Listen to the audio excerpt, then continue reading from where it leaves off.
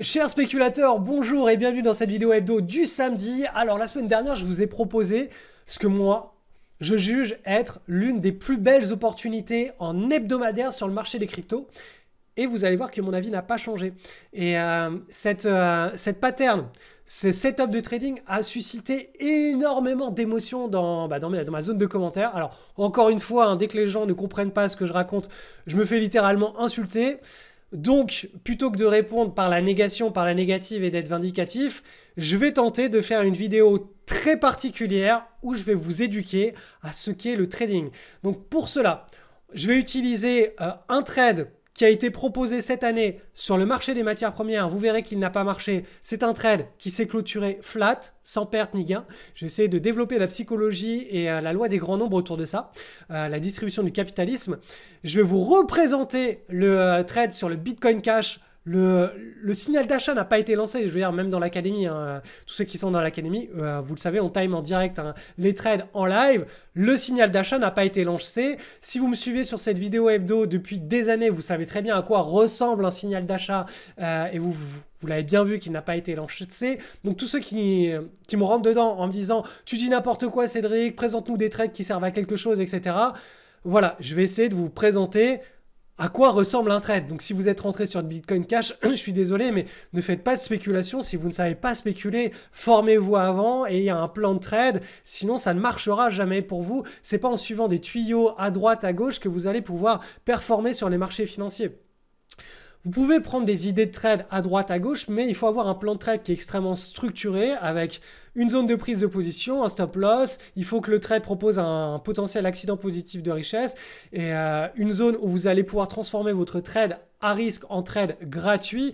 Toutes ces notions, si elles ne sont pas clairement définies et que vous ne les avez pas au moins testées sur 1000 trades papier, c'est-à-dire en étudiant hein, sur un historique passé votre plan de trade, si ça déjà vous n'êtes pas capable de faire cette gymnastique mentale, ça sert à rien de vous lancer sur les marchés financiers. Il faut déjà que vous ayez la gymnastique mentale. Après l'idée c'est de tester cette gymnastique mentale en réel, toujours en paper trading, sur aller peut-être 30, allez 20, 30, 40 trades. Et si vous voyez que c'est bon, vous êtes prêt en paper trading au jour le jour, à effectuer ce type de transaction, vous pouvez passer en réel. Bien entendu, si vous avez été rentable sur votre paper trading.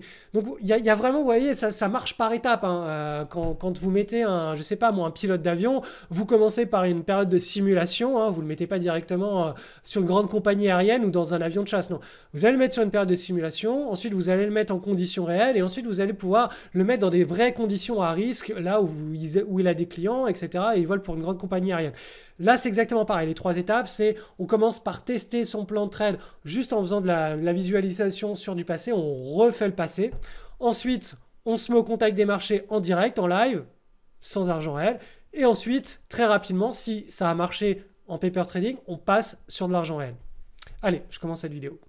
Alors, commençons par ce mouvement de psychologie du marché qui est un mouvement pépite pour moi. Peu importe que ce soit du Bitcoin Cash, que ce soit des pommes de terre, du blé, ce n'est pas ça l'important. L'important, c'est la psychologie qui se met en place sur le graphe. Donc, quand vous trouvez ce type de pattern, oubliez complètement ce que c'est là. Ça, c'est pas ça l'important. Je veux dire, le Bitcoin Cash, il y en a qui vont être extrêmement bullish sur les fondamentaux, d'autres qui vont être extrêmement baissiers.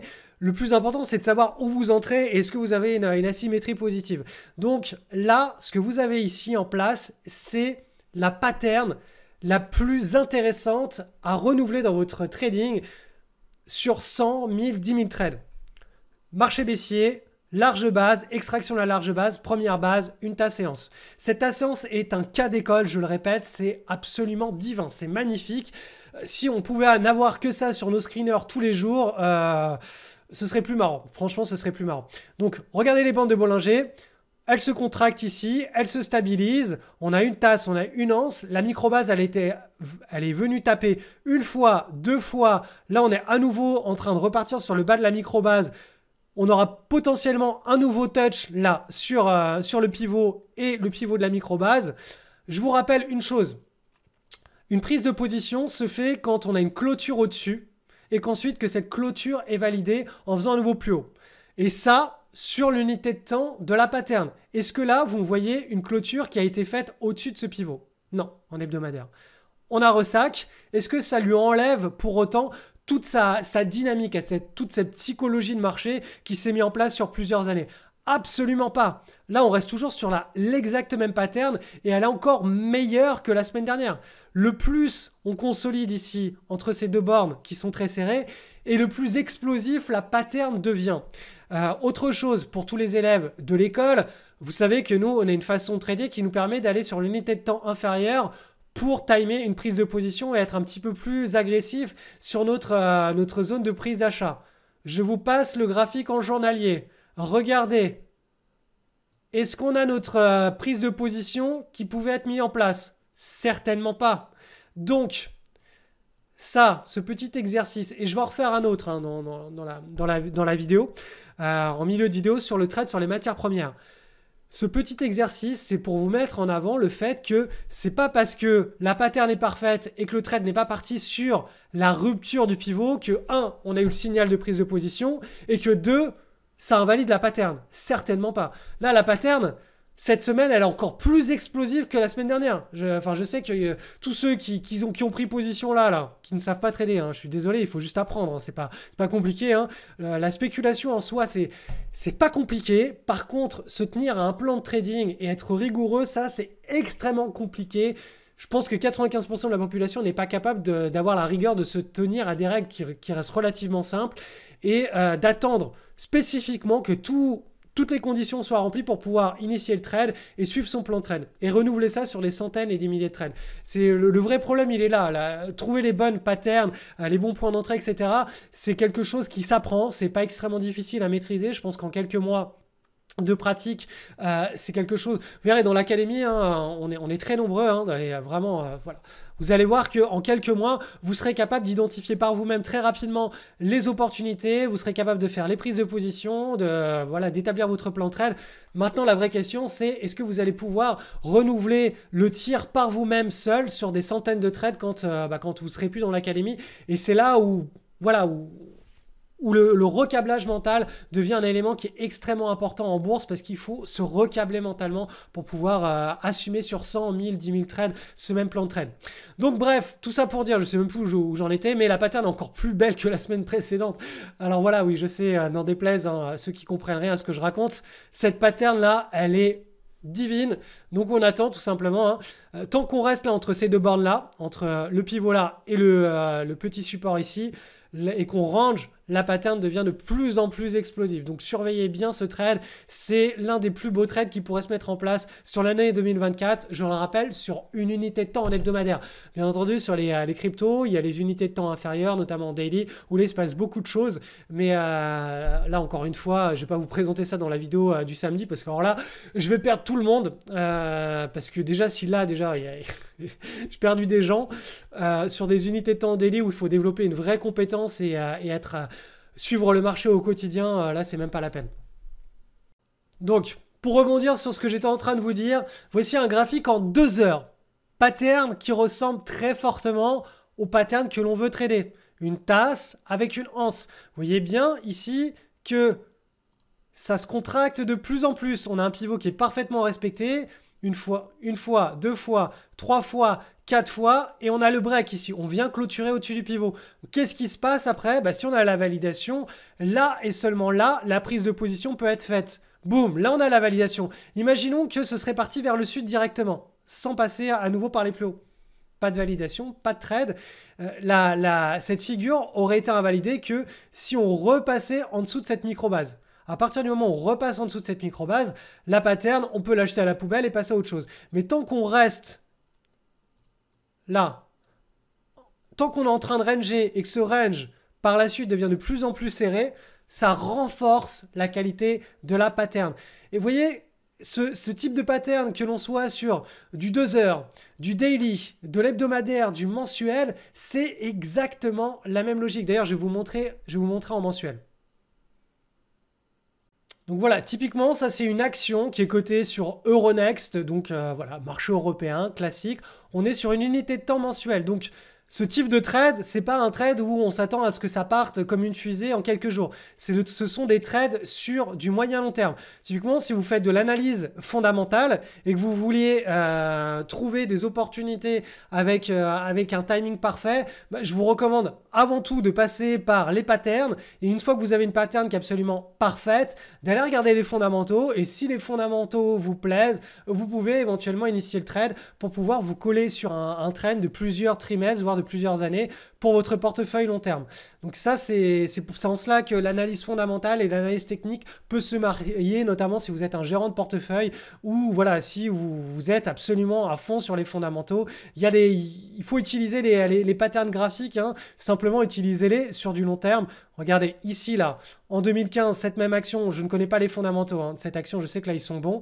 Mais là, est-ce que les fondamentaux étaient bons? Si oui, vous aviez le breakout, prise de position ici. Là, on a regardez, hein, c'est vraiment, c'est du cas d'école. C'est absolument divin et parfait. On a une magnifique ascension. Donc ça nous prouve que l'action elle est capable, les investisseurs sont derrière. On a une latéralisation qui prend la forme d'une tasse séance qui est tellement serrée qu'on pourrait limite dire c'est une taille de base. Vous voyez ici, on a la belle tasse qui se met en place. Alors, je vais vous la dessiner. On a la belle tasse. Et regardez l'anse.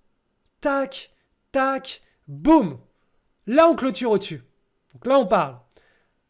Là, on commence à arriver sur une zone où potentiellement on peut avoir un signal et des prises de position qui peuvent se mettre en place. Donc là, je vous renvoie à votre plan de trade. Soit vous restez sur cette unité de temps là, soit vous passez sur une unité de temps inférieure et vous vous adaptez.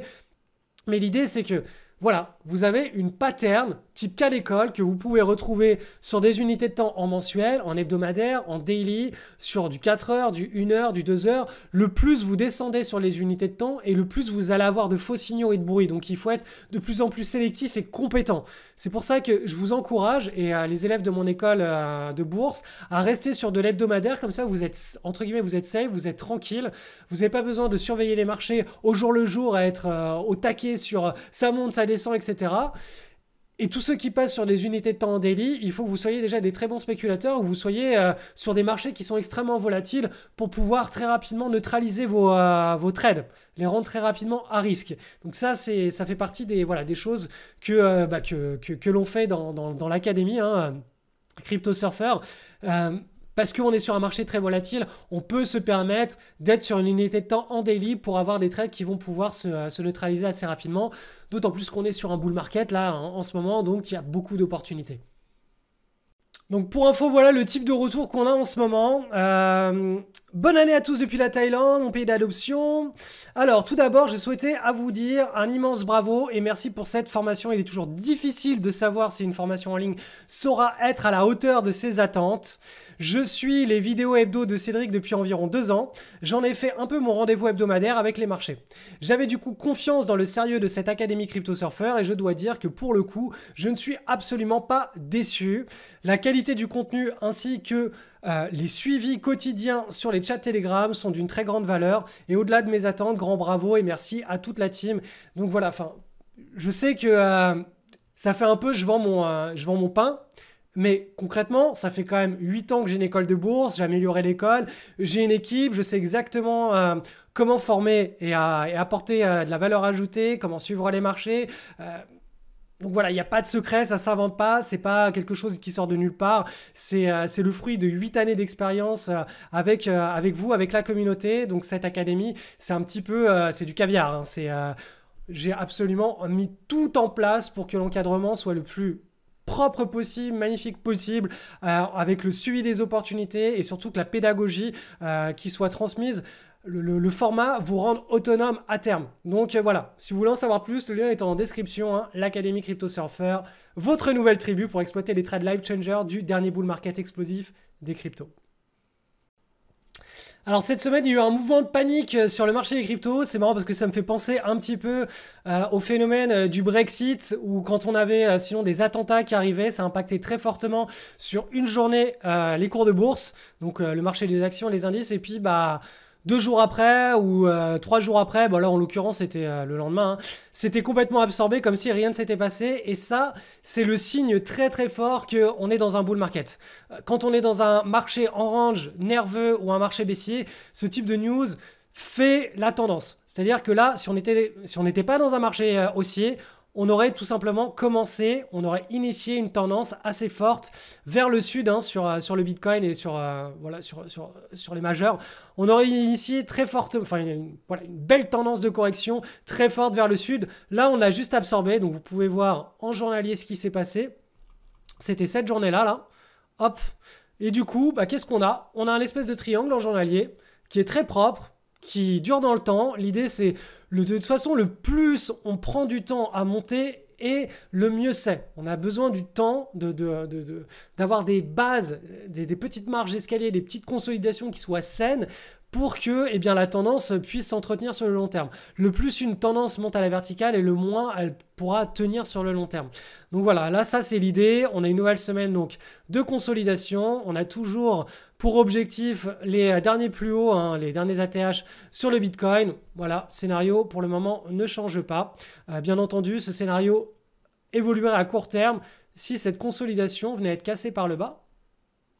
Et à ce moment-là, on aurait quelque chose, hop, une consolidation un petit peu plus large qui pourrait se mettre en place si on cassait par le bas. Mais pour le moment, on n'y est pas. Hein. Pour le moment, on est juste dans la dynamique, hein, dans le momentum de cette trendline, hein, de cette tendance.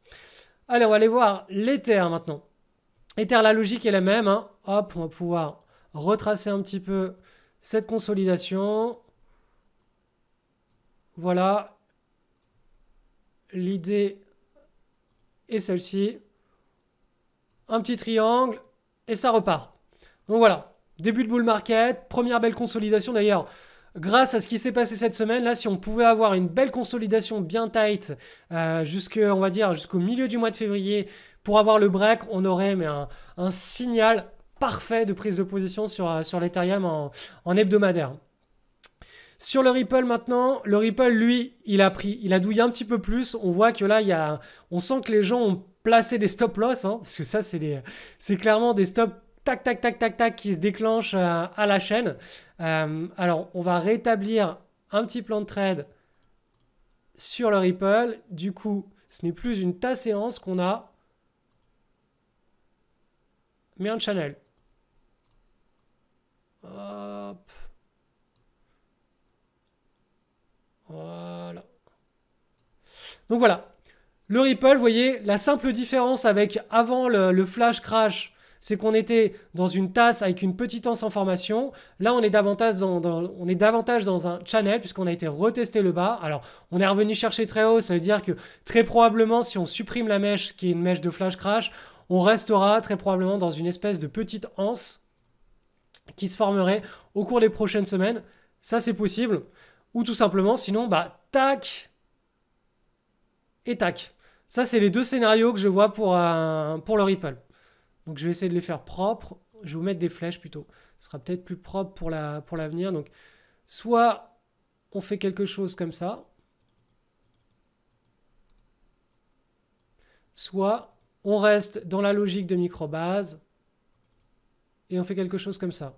Donc, vous voyez, le scénario, enfin en tout cas moi l'image mentale que je garde en tête hein, pour le Ripple est celle-ci. Soit on est dans un channel, ça rush. En fait, c'est simplement une tasse séance qui est un peu plus longue dans le temps. À savoir, ça nous ferait une grande tasse et ensuite lance. Soit on est toujours dans la tasse séance actuelle, celle-ci. Et là, on break par le haut assez rapidement. Mais voilà, la logique n'a absolument pas changé hein, sur le Ripple. On est en train de construire par marge d'escalier, une tendance qui va aller sur le haut du triangle. Et si on casse le haut du triangle, après, boum, quelque chose d'assez important peut se mettre en place. Allez, je reviens sur un pari avec une potentielle forte asymétrie positive que je vous avais proposé en milieu d'année. Donc, c'était pendant le mois de juillet. Donc, c'était sur les matières premières. Je vous rappelle hein, le contexte de ce pari et vous allez comprendre qu'en bourse, le but, c'est pas d'avoir raison. Le but, c'est simplement de s'exposer à des mouvements explosifs. Et si le mouvement ne part pas ou que très rapidement on est stoppé, on sort du pari, on prend une petite perte, on prend un petit trade flat, sans perte ni gain, et on attend qu'un nouveau contexte se remette en place pour reprendre et s'exposer à un pari avec une énorme jambe haussière. L'idée, c'est on ne veut pas, même pas avoir raison plus de 30% du temps.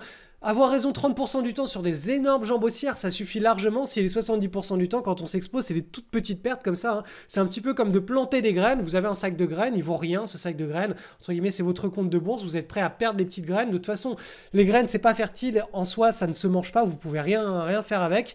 Mais vous les plantez. Vous les plantez à droite, à gauche, et il y en a quelques-unes qui vont prendre. Et quand elles vont prendre, vous allez, entre guillemets, les arroser et les cultiver. Ça va être votre jardin. Je crois que c'était...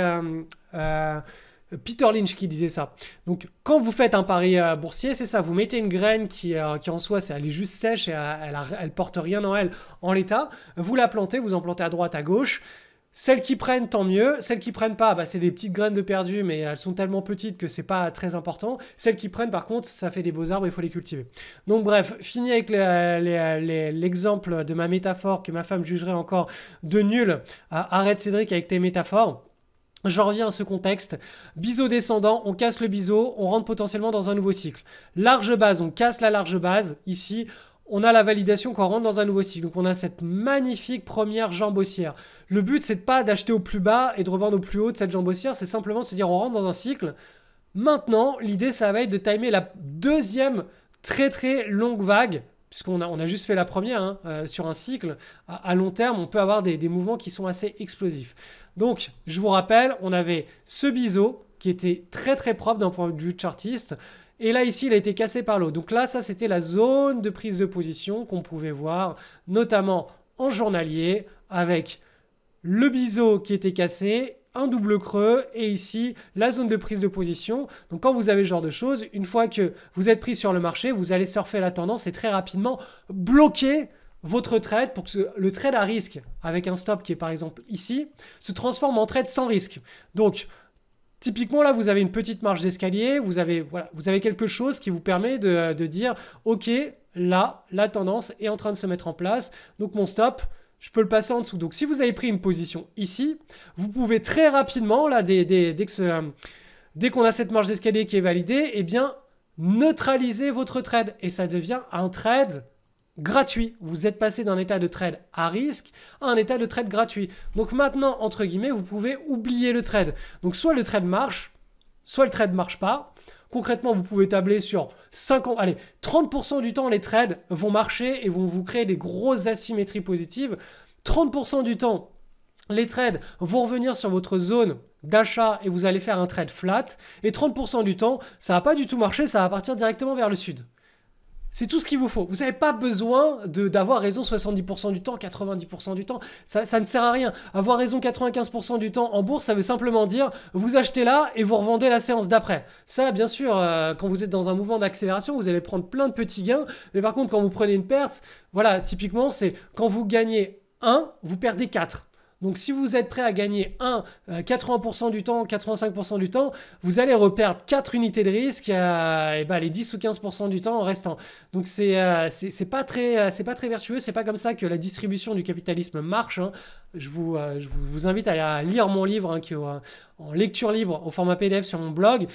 La distribution du capitalisme, c'est un minimum de survivants et responsable de toute la richesse, de toute la création de richesse. Hein. Il y a moins de 20% des actions qui sont responsables de toute la création de richesse du marché pour chaque cycle. C'est exactement pareil dans la vie de tous les jours, dans les entreprises, dans les interactions humaines. 20% des interactions humaines que vous allez avoir seront responsables de 80% de l'état de l'écosystème amical que vous aurez avec vos amis. Ça sert à rien de voir vos amis 100% du temps si c'est pour boire des bières et vous critiquer. Vaut mieux les voir 10% du temps, passer une superbe semaine de vacances et se raconter des belles anecdotes et d'être heureux de se revoir. Et ça scelle des vraies relations sur le moyen long terme. La distribution du capitalisme, c'est une distribution qui est universelle.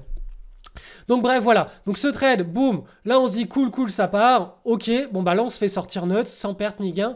Et voilà, c'est tout. Et on passe à autre chose. Et si on a un autre setup sur ce trade qui se met en place, on pourra reprendre une position. Tout simplement parce que là, on est toujours dans la logique, cette logique de on est dans un nouveau cycle et on est dans la première consolidation, la première correction de ce cycle. Donc là, tout setup de trading qui pourrait être associé à une prise de position sera quelque chose d'intéressant à mettre en place. Donc là, à partir du moment où vous avez typiquement un pivot en hebdomadaire qui se met en place avec une cassure de ce pivot, ça peut être un endroit stratégique pour initier une position. Dès que vous pouvez neutraliser le risque, vous le neutralisez. Et si le trade prend, bah là, boum, c'est parti. Et donc ça, vous pouvez le faire une fois, deux fois, trois fois, quatre fois, cinq fois d'affilée. Tant que le trade n'a pas pris et que vous faites sortir, c'est pas grave.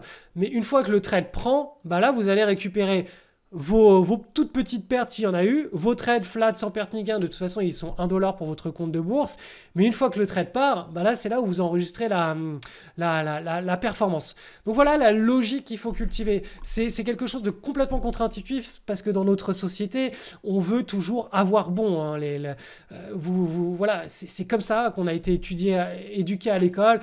Vous avez une note sur 20, vous avez 15 bonnes réponses, vous avez 15 sur 20, vous avez 16 bonnes réponses, vous avez 16 sur 20. À aucun moment on vous dit parce que vous avez eu 3 bonnes réponses sur les 20, bah vous êtes le premier de la classe. Non, si vous avez 3 bonnes réponses sur les 20 questions, vous êtes parmi les derniers de la classe. En bourse, c'est l'opposé. Si vous avez 3 bonnes réponses et que c'est les 3 réponses les plus fortes, vous êtes le meilleur de la classe. Ça sert à rien d'avoir 17 bonnes réponses si c'est des petites réponses pourries, toutes faibles, qui n'ont aucun impact sur le portefeuille, sur la distribution, sur la création de richesse. Ça ne sert à rien de faire voilà, 17 réponses qui ne servent à rien. Il faut les trois setups, les 3 trades, je veux dire, parmi toutes vos transactions qui vous permettent de vous exposer à ces fameux accidents positifs de richesse. Analyse du SP500 avec une petite semaine de baisse. Donc vous voyez en hebdomadaire ici. Hein. La semaine précédente, je vous expliquais qu'on était peut-être en train de stagner un petit peu dans le mouvement. On a ce magnifique channel en hebdomadaire. Vous voyez qu'on arrive en zone d'un peu de surachat, c'est-à-dire qu'on est bien monté. Il va falloir qu'on temporise un petit peu. Et pour le moment, alors ça peut changer, hein, le momentum peut s'accélérer, mais la vélocité du momentum, hein, la vitesse de croisière de cette hausse, elle est définie par ce canal haussier. Et donc vous voyez en pointillé, je vous ai mis le milieu de cette vélocité.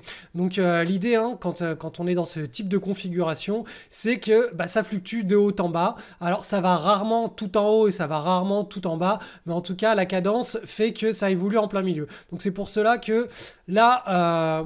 concrètement, à partir du moment où on est en bull market, de toute façon, il n'y a plus vraiment de grosses prévisions à faire, mis à part de se dire on peut avoir un money management qui est beaucoup plus agressif qu'en marché en range. Et l'idée, encore une fois, c'est d'aller trouver des opportunités sur des actions individuelles pour faire des swing trades. Là, maintenant, entre guillemets, le boulot est fait, hein, de déterminer quand est-ce qu'on passe d'un range market à un marché haussier ou quand est-ce qu'on passe d'un marché haussier à un range market, voire à un marché baissier. Le seul travail, hein, de cette étape, hein, d'analyser les indices pour établir un sentiment de marché, c'est pour établir un money management et une image mentale de est-ce que les marchés vont être bons pour faire du swing trading ou pas. Donc là actuellement, les marchés sont bons, on est censé être lancé dans un cycle long terme. Moi je vous rappelle que en mensuel, on a cette magnifique tasse EANS qui a été validée au mois de décembre ici par cette clôture. Hein. Si je vous mets les bandes de Bollinger, vous verrez bien, hein, que les bandes de Bollinger se sont stabilisées, la volatilité s'est stabilisée.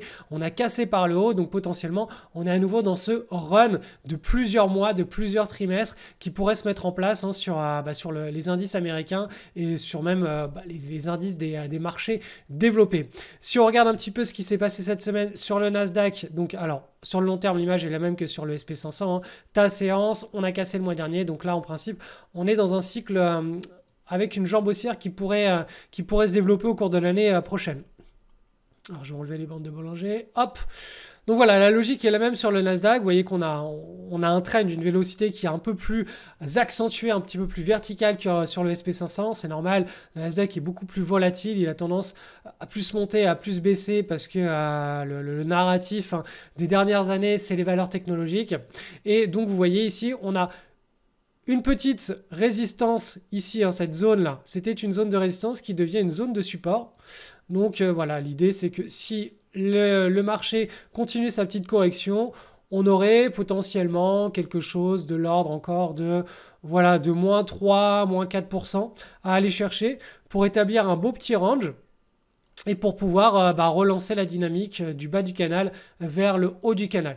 Donc voilà, ça c'est l'image mentale que j'ai sur les indices américains. Et en Europe, c'est un petit peu la même histoire, donc c'est pas la peine d'y revenir chaque semaine, sinon cette partie de la vidéo risque d'être un petit peu trop longue. Donc avant de nous quitter, je vous rappelle qu'il se passe des choses dont vous n'avez pas idées dans le canal Telegram de niveau 1 et de niveau 2. Donc dans le niveau 2, on suit en live et on met dans un journal de trading tous les trades. Et en fait, c'est un portefeuille de spéculation. Donc en gros, vous pouvez tout simplement... L'idée, c'est pas de faire des signaux de marché, c'est grâce aux opportunités de vous transmettre les compétences de spéculation. Alors je sais que dans l'histoire, il y en a beaucoup qui viennent juste pour prendre les trades sans réfléchir, mais de toute façon, il va falloir réfléchir parce qu'à un moment donné, quand on va vous dire là, il faut break-even, il faut transformer le trade à risque en trade gratuit. Là, on a un premier niveau de prise de position. Là, on surfe. Là, on a une pattern qui est de bonne qualité. Là, elle est de mauvaise qualité. Même si vous ne voulez pas apprendre la spéculation, vous allez être obligé de le faire quand même. Et c'est ça la beauté de cette académie, c'est qu'en fait, vous allez sortir au bout de 6, 7, 8, 10 mois quasiment autonome pour continuer l'aventure par vous-même. Donc voilà, c'est un petit peu ça, hein, le challenge et le pari que j'ai pris en créant cette académie avec la team qui vous encadre tous les jours. On fait les revues de trade avec l'académie, avec la team pour voir ce qui passe, ce qui est tradable, ce qui n'est pas tradable. Est-ce que les prises de position sont OK? Bref, on fait tout le travail et en fait, on vous le transmet et puis on répond à toutes vos questions au fil des jours. Donc voilà, le lien est en description si vous voulez en savoir plus sur cette académie.